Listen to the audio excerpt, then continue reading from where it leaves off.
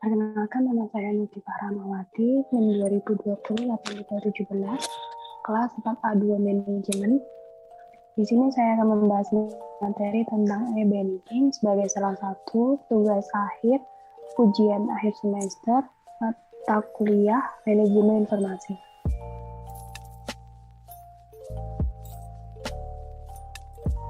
Pengertian e-banking.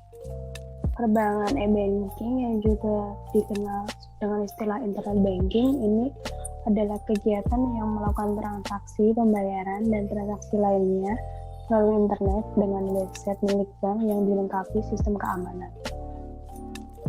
Internet banking atau e-banking dapat diartikan juga sebagai layanan melakukan transaksi perbankan melalui jaringan internet. Kegiatan perbankan yang memanfaatkan teknologi internet sebagai media untuk melakukan transaksi dan mendapatkan informasi lainnya melalui website milik bank. Kegiatan ini menggunakan jaringan internet sebagai perantara atau penghubung antara nasabah dengan bank tanpa harus mendatangi kantor bank. Nasabah dapat menggunakan perangkat komputer, desktop, laptop, tablet, atau smartphone yang terhubung ke jaringan internet sebagai penghubung antara perangkat nasabah dengan. Selanjutnya ada jenis-jenis layanan e-banking. Yang pertama adalah layanan ATM atau Automated Teller Machine atau anjungan tunai mandiri, bisa dibilang sebagai inovasi e-banking paling awal. Jika dahulu nasabah harus datang ke teller bank, kini dengan ATM penarikan tunai dapat dilakukan tanpa harus ke bank. Bahkan prosesnya lebih cepat karena dilakukan secara elektronik dan bukan manual. ATM sendiri kini dapat digunakan tidak hanya untuk penarikan uang tunai, tetapi juga transfer dan bahkan setor tunai. Yang kedua ada mesin EDC. EDC atau Electronic Data Capture adalah perangkat elektronik yang dapat digunakan untuk pembayaran tanpa tunai.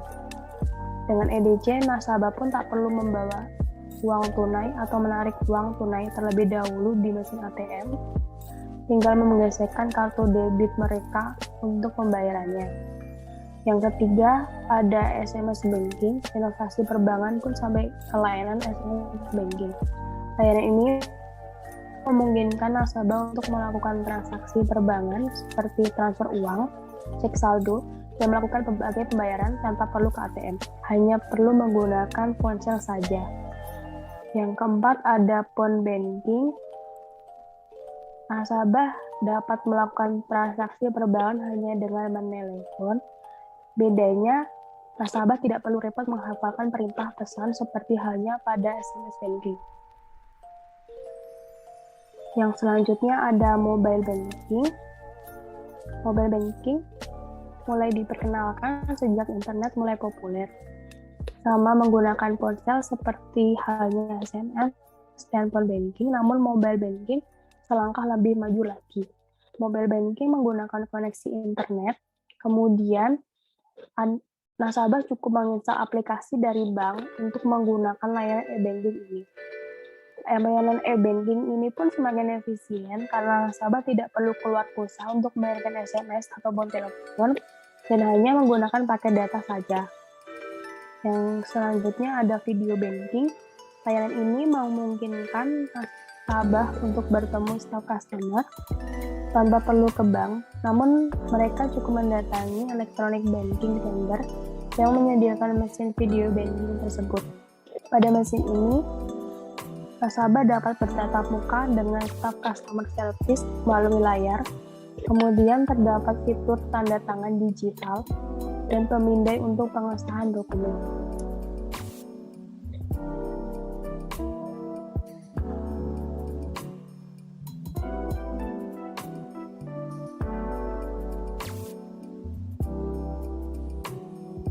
Selanjutnya ada manfaat layanan e-banking. Yang pertama, biaya transaksi yang murah. Layanan e-banking dapat memangkas biaya tambahan seperti biaya administrator. Hal ini karena nasabah dapat langsung memanfaatkan macam-macam layanan e-banking tanpa perantara pihak ketiga. Bahkan beberapa layanan e-banking justru memberikan pendapatan bagi nasabah dari fee-based income. Yang kedua, ada kemudahan dalam bertransaksi tanpa terbatas. Nasabah bank yang mengaktifkan layanan e-banking dapat melakukan transaksi kapan saja, di mana saja, dan segala jenis perangkat. Dengan demikian, nasabah dapat menikmati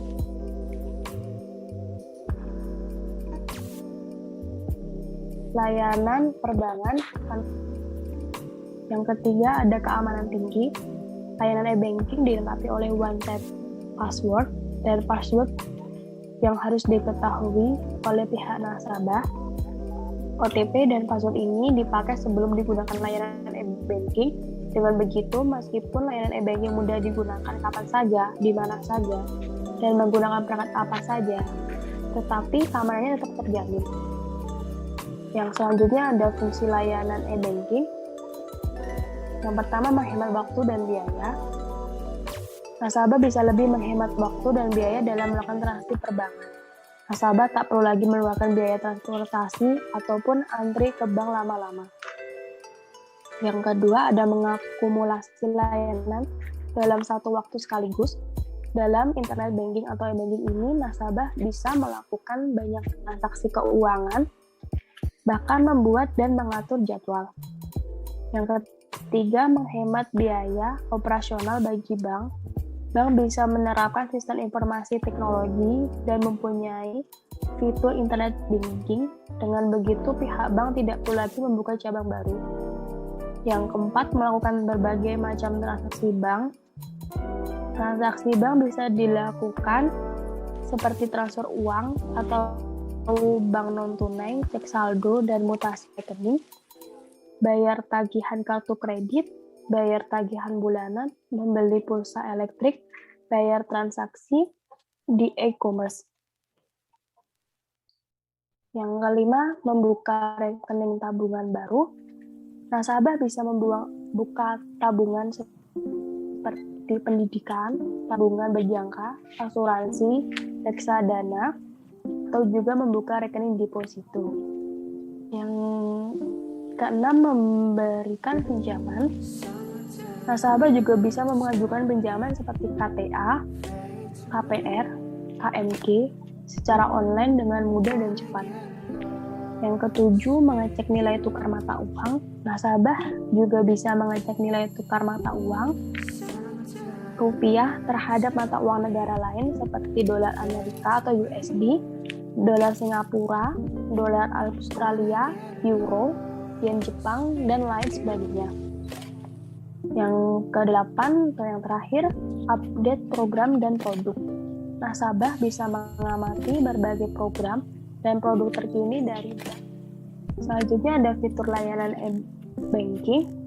Fitur layanan internet banking antara lain informasi umum rekening tabungan atau giro, rekening deposito, informasi mutasi rekening, transfer dana, baik transfer antar rekening maupun antar bank, pembelian pulsa, layanan informasi seperti suku bunga dan kurs, dan pembayaran, dan misalnya pembayaran telepon, internet, kabel TV, listrik, dan berbagai jenis.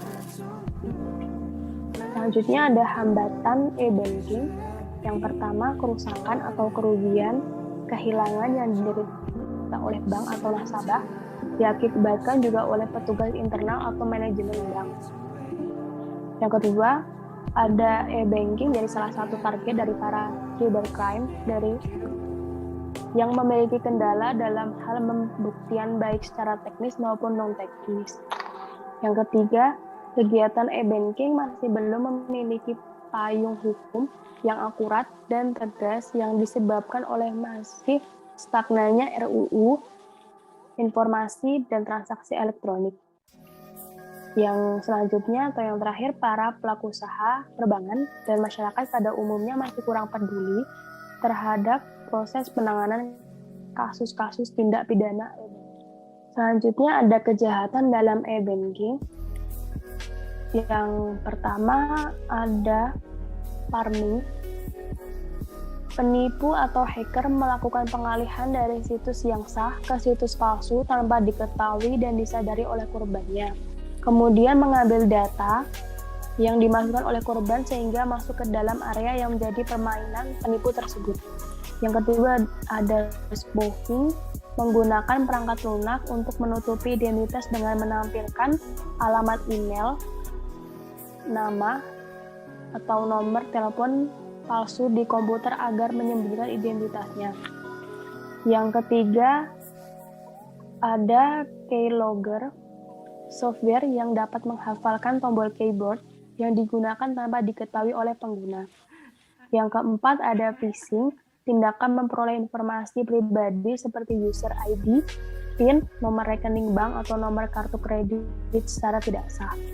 Informasi ini kemudian dimanfaatkan untuk mengakses rekening, melakukan penipuan kartu kredit, atau memandu nasabah untuk melakukan transfer ke rekening tertentu dengan iming-iming hadiah. Yang kelima ada sniffing, pekerjaan menyadap paket data yang lalu lalangan pada jaringan. Yang selanjutnya ada model keamanan e-banking. Yang pertama ada Secure Socket Layer atau SSL. Secure Socket Layer merupakan bagian terpenting dari digital certificate, di mana digital certificate salah satu model keamanan internet banking. SSL merupakan protokol standar web yang digunakan untuk menjaga keamanan web dengan cara mengenkripsi komunikasi data antara pengguna dengan website yang diakses. Enkripsi merupakan proses mengacakkan data sehingga dan tidak bisa dibaca oleh pihak lain. Kemudian proses mengembalikan data yang acak menjadi data asli tersebut dengan dekripsi. Lalu lintas data melalui sambungan SSL akan selalu dienkripsi sehingga akan menghindari risiko sabotase atau pencurian data. Misalnya data username, password, dan data-data penting lainnya. Yang selanjutnya ada token atau one-time password token. Token merupakan alat autentikasi kedua dari sistem internet banking yang berfungsi menghasilkan password untuk dipakai sebagai verifikasi transaksi internet banking, di mana bentuk dari token tersebut seperti kalkulator. Sebelum menggunakan token, harus dimasukkan password untuk membuka token. Jadi, token menggunakan password sebelum menghasilkan password sehingga keamanan lebih terjamin. Jadi, token dapat disebut sebagai alat autentikasi.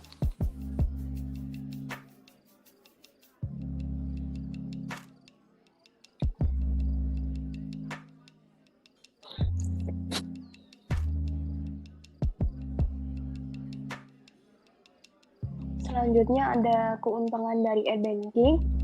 Yang pertama, mempermudah nasabah dalam melakukan aktivitas perbankan tanpa perlu pergi ke bank, kecuali hal setoran tunai atau penarikan tunai. Yang kedua, ada aktivitas perbankan dapat dilakukan kapan dan di mana saja selama ada akses internet. Yang ketiga, mempermudah nasabah dalam membawa uang tunai dalam jumlah yang besar sewaktu akan melakukan transfer, sehingga dapat melindungi nasabah dari kejahatan perampokan. Yang keempat, mempermudah nasabah dalam melakukan pembayaran tagihan tanpa perlu datang ke tempat pembayaran tagihan. Yang kelima, mempermudah nasabah dalam melakukan pembelian tiket dan pulsa tanpa perlu datang ke counter penjualan tiket dan pulsa.